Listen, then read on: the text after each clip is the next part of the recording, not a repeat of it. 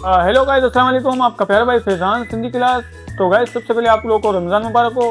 तो आज सबसे पहला रोज़ा है, मेरा भी रोज़ा, आप सब लोगों का रोज़ा होगा। तो फटाफट करते हैं क्लास स्टार्ट। तो आज हमारे पास 8 है टॉपिक। आज मैं आप लोगों के लिए लाया हूँ 8 टॉपिक सिंधी के, ठीक है।